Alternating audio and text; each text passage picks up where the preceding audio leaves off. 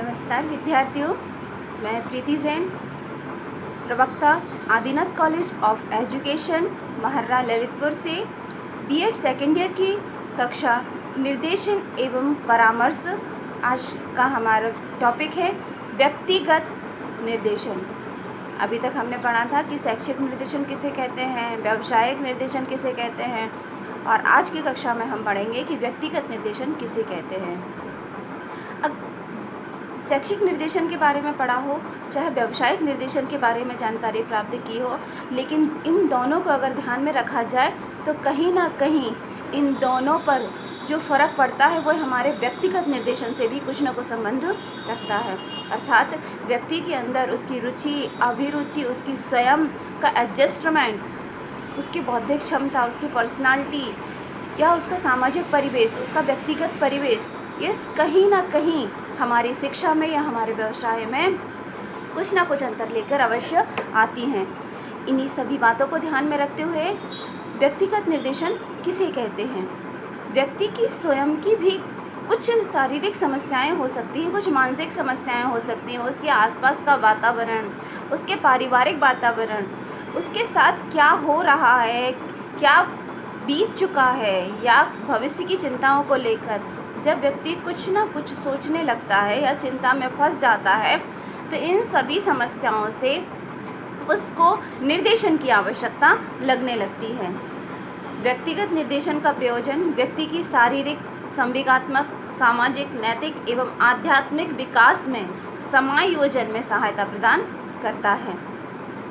हमेशा अपने परिवार में वह एडजस्ट नहीं कर पा रहा है, वह समाज में एडजस्ट नहीं कर पा रहा है, उसकी संवेगात्मक क्या समस्याएं हैं, उसकी भावनात्मक क्या समस्याएं हैं, किस कारण वह खुल के बात नहीं कर पाता है या बहुत ज़्यादा रोता है, हंसता है, बोलता है, लोगों के साथ मिलना पसंद नहीं करता या घर से बाहर भागता है।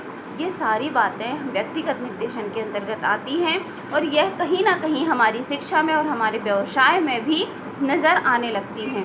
इन्हीं समस्याओं के समाधान के लिए हमें व्यक्तिगत निर्देशन की आवश्यकता होती है।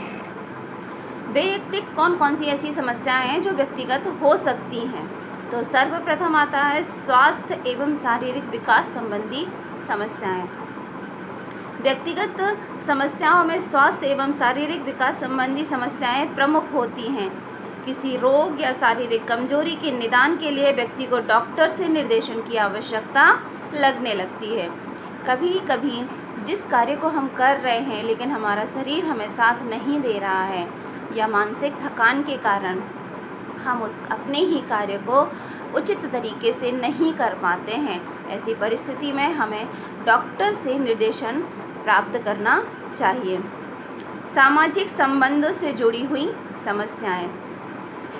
चूँकि व्यक्ति सामाजिक ही है और वह समाज से हर पल कहीं ना कहीं किसी न किसी रूप में जुड़ा रहता है, तो सामाजिक समायोजन में उत्पन्न होने वाली कठिनाई इस वर्ग के अंतर्गत आती हैं। व्यक्ति किस सीमा तक सामाजिक, नागरिक एवं मनोरंजन के कार्यों में भाग लेता है, किस प्रकार के व्यक्तियों में वह रुचि प्रदर्शित करता है एवं किस प्रकार के व्यक्तियों में उसे अरुचि है, सामाजिक संबंधों में कहाँ तक अपने व्यवहार को संतोषप्रद पाता है, अर्थात जिन जिन लोगों के बीच में वह बैठता है, जिन लोगों के साथ वह अपनी रुचि प्रदर्शित करता है, उनके साथ उसका समायोजन कैसा है, वह किस तरीके से अपने आप को वहाँ पर सुख का अनुभव करता है, या फिर समाज के बीच में वह किस तरीके से अपना प्रदर्शन कर पाता है। इन समस्त बातों को ध्यान में रखते हुए हमें व्यक्तिगत निर्देशन की आवश्यकता लगने लगती है।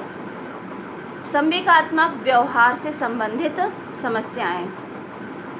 वैयक्तिक समस्याओं एवं संवेगात्मक समस्याएं अपेक्षाकृत जटिल होती हैं, अर्थात कठिन होती हैं, और व्यक्ति के जीवन के अन्य पक्षों पर इनका प्रभाव पड़ता है।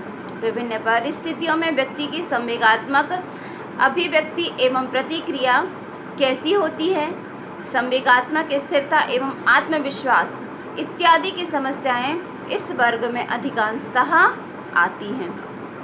इसके पश्चात शारीरिक, पारिवारिक जीवन एवं पारिवारिक संबंधों से संबंधित समस्याएं, अर्थात पारिवारिक स्थिति का व्यक्ति के जीवन निर्माण में महत्वपूर्ण स्थान है। व्यक्ति के माता पिता, भाई बहन तथा घर के अन्य संबंधियों के साथ, अन्य सगे संबंधियों के साथ उसका संबंध का कैसा स्वरूप है, उससे उत्पन्न होने वाली समस्याएं पारिवारिक समस्याएं कहलाने लगती हैं। व्यक्ति किस प्रकार से अपने परिवार में रह रहा है, अमीरी, गरीबी, स्वतंत्रता, परतंत्रता, रोक टोक, बीमार लोगों के बीच में रहना या फिर बहुत ज़्यादा स्ट्रिक्ट माहौल में रहना, ये सारी समस्याएं जो हैं वो कहीं ना कहीं बहुत गहन समस्या का रूप ले लेती हैं। तो इन समस्याओं को सुलझाने के लिए भी हमें निर्देशन की आवश्यकता होती है। यौन, प्रेम एवं विवाह संबंधी समस्याएं। जीवन में काम का स्थान अत्यंत महत्वपूर्ण है। काम जीवन की असफलता एवं यौन जीवन की विषमताएं, इससे संबंधित अभिज्ञताएं उचित निर्देशन की अपेक्षा रखती हैं। किस तरीके से व्यक्ति को अपने जीवन में प्यार मिल रहा है, उसके माता पिताओं से, उनके दोस्तों से, उसके अन्य सगे संबंधियों से, उसके समाज में, यौन संबंध में, इसके साथ साथ वैवाहिक जीवन में उसकी क्या क्या समस्याएं हैं, इन समस्याओं को लेकर व्यक्ति कई बार बहुत अधिक ग्रसित हो जाता है, वह चिंता से ग्रसित हो जाता है। इन सब के लिए हमें निर्देशन की आवश्यकता होती है। आर्थिक समस्याएं। धन व्यक्ति के जीवन की सफलता का महत्वपूर्ण साधन है। आर्थिक समस्याओं के निराकरण के लिए समुचित निर्देशन की अपेक्षा होती है। धन का अभाव, संतोषजनक आर्थिक जीवन के लिए किए जाने वाले प्रयत्नों से संबंधित समस्याएं आर्थिक समस्याओं के वर्ग में रखी जाती हैं। अर्थात हमारी दैनिक क्रियाएं या फिर कुछ न कुछ हमारे जीवन केवल धन से ही जुड़ा हुआ है।